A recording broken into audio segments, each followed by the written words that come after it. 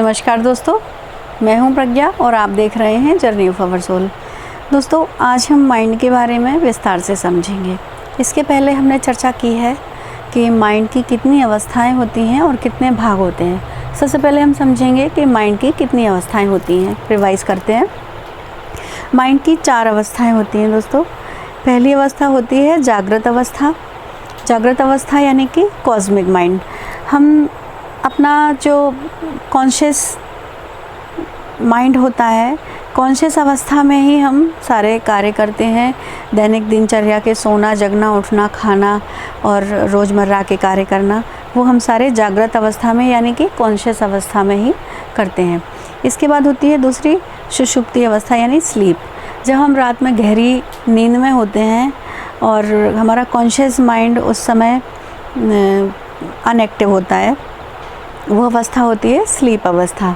और तीसरी अवस्था होती है स्वप्न अवस्था यानी कि ड्रीम। तो जब माइंड इस डायमेंशन से किसी और डायमेंशन में चला जाता है और जिस समय हमारा फिज़िकल बॉडी स्लीप में होता है तो माइंड हमारा गतिशील होता है, चलायमान होता है, एक्टिव होता है, क्योंकि मॉलिक्यूलर बॉडी तो हमारी स्लीप में नहीं जाती है। केवल सूक्ष्म शरीर भटकता रहता है और स्थूल शरीर हमारा नींद में होता है। तो उस अवस्था में माइंड एक इल्यूज़न या एक मेमोरीज़ का एक घटनाक्रम क्रिएट करता है। उसे हम ड्रीम या स्वप्नावस्था कहते हैं। दोस्तों, स्लीप और ड्रीम का हमारी लाइफ से बहुत ही गहरा रिलेशन है। इसे हम कभी विस्तार से ज़रूर समझेंगे। चौथी अवस्था होती है तुरीय अवस्था। तुरीय अवस्था अर्थात एक वह अवस्था जो ना कि जागृत हो, ना ही सुषुप्त है, ना ही स्वप्न अवस्था है। चौथी अवस्था होती है, उसे हम तुरीय अवस्था कहते हैं।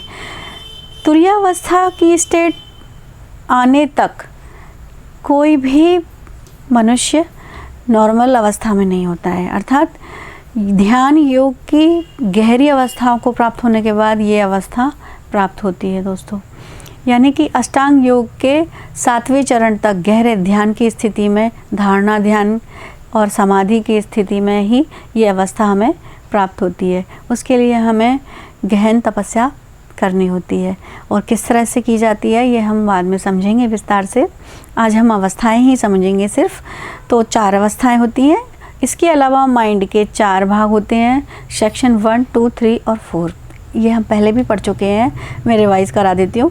सेक्शन 1 अर्थात कि मन की वो अवस्था जिसमें हमारी इंटेलिजेंस, हमारी बुद्धि और हमारी भावनाएं, हमारे विचार और हमारे सेंसेस, जो हमारी संवेदनाएं हैं, वो सारी एक्टिव होती हैं। और जो हमारे मूवमेंट है यानी क्रियाकलाप, मन के प्रथम भाग में हमारा लाइफ का स्टाइल और दैनिक दिनचर्या से रिलेटेड वो भाग एक्टिव रहता है। तब तक हम ये सब काम करते हैं। दोस्तों, इंसान पूरी लाइफ मन के सेक्शन 1 में ही गुजार देता है। सेक्शन 2, 3 और 4 तक पहुंचना तो बहुत दूर की बात है। लेकिन फिर भी जो मनुष्य मन के सेक्शन 2 तक पहुंचता है तो माइंड का सेक्शन 2 जो होता है वो इंट्यूशन और मेडिटेशन पावर्स के लिए रिस्पॉन्सिबल होता है।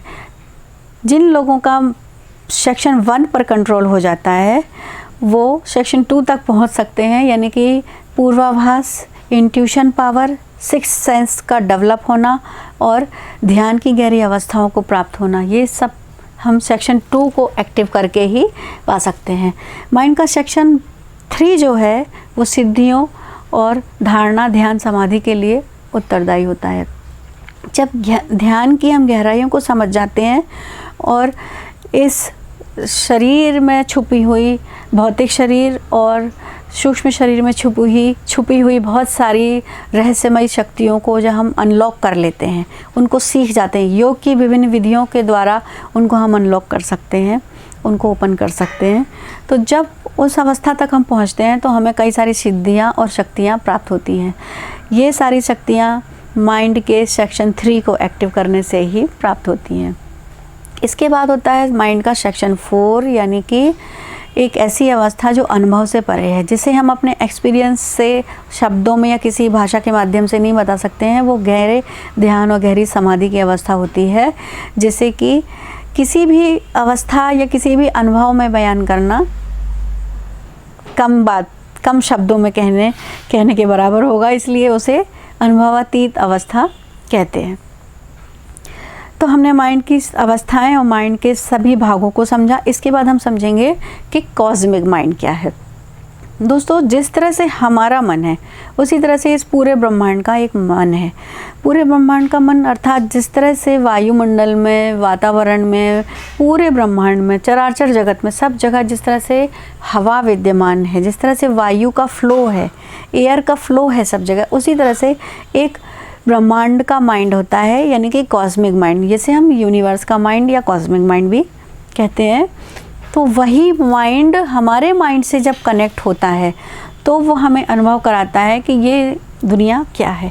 उसे समझने के लिए हमें हमारा ही कॉस्मिक माइंड प्रेशराइज हमारे मन से कनेक्ट करके हमको करता है। उसी के प्रेशर के, उसी के प्रभाव से, उसी के इफ़ेक्ट से हम इस दुनिया को समझ पाते हैं। यानी कि कॉस्मिक माइंड और हमारे माइंड में एक कनेक्शन होता है और वही कनेक्शन हमें इस दुनिया को समझने में हेल्प करता है। तो एक बात और कॉस्मिक माइंड के बारे में समझना चाहिए कि कॉस्मिक माइंड को इस पूरी सृष्टि के और इस पूरे अस्तित्व के पास्ट, प्रेजेंट और फ्यूचर के बारे में सब कुछ पता है। कॉस्मिक माइंड को सभी जीवों के बारे में, सभी ब्रह्मांडों के बारे में, सब पास्ट सारा, फ्यूचर सारा और प्रेजेंट सारा, सब कुछ उसे पता है। और अगर हम अपनी गहरी तपस्या से उस माइंड से कनेक्ट होना सीख लेते हैं तो हमें भी इस सृष्टि के रहस्यों को जानने में मदद मिलती है। हम भी जब अपने माइंड को यूनिवर्स के माइंड से, यानी कि अपने माइंड को कॉस्मिक माइंड से कनेक्ट करना सीख लेते हैं तो हमें भी सारा पास्ट, प्रेजेंट और फ्यूचर जान सकते हैं, हम स्वयं का भी और इस सृष्टि का भी और हर किसी का। तो उस अवस्था को ही हम गहरे ध्यान या समाधि की अवस्था कहते हैं। कॉस्मिक माइंड से कनेक्ट होना, असल में कनेक्ट तो हम हैं ही, लेकिन हमको ये पता नहीं चलता है कि कॉस्मिक माइंड की भाषा या वो क्या कहना चाहता है, हम उसको डिकोड नहीं कर पाते हैं। उसे डिकोड करना ही हमें सीखना होता है। ध्यान या योग के विभिन्न फॉर्मूलेज जो हैं उनको समझ के या योग की विभिन्न विधियों को समझ के हम कॉस्मिक माइंड से कनेक्ट कैसे होते हैं या उसको हम कैसे समझ पाते हैं, ये सीखना होता है। तो कॉस्मिक माइंड ही माया है दोस्तों। कॉस्मिक माइंड से अगर हम कनेक्ट होते हैं तो हम इस दुनिया के इल्यूज़न को आसानी से समझ सकते हैं और कॉस्मिक माइंड के प्रभाव से ही हम इस जगत में एक्टिव रहते हैं। जब तक कि हम इस जगत में एक्टिव हैं, जब तक कि हमारी इस संसार के प्रति इच्छाएं हैं, हमारा लगाव है, हमारी डिज़ायर्स हैं, हमारे अटैचमेंट्स हैं, तब तक कि आप समझें कि कॉस्मिक माइंड हमारे माइंड पर हावी है और वो हमें इस दुनिया में बार बार जन्म लेने के लिए, बार बार मृत्यु के बाद यहाँ आने के लिए फोर्स करता है। और जब हम कॉस्मिक माइंड को समझ जाएंगे और उसको कंट्रोल करना या उसे डिकोड करना सीख लेंगे तो हम इस सृष्टि के सारे रहस्यों को भी समझ सकते हैं, क्योंकि कॉस्मिक माइंड को इस सृष्टि के सारे रहस्यों के बारे में सब कुछ पता है।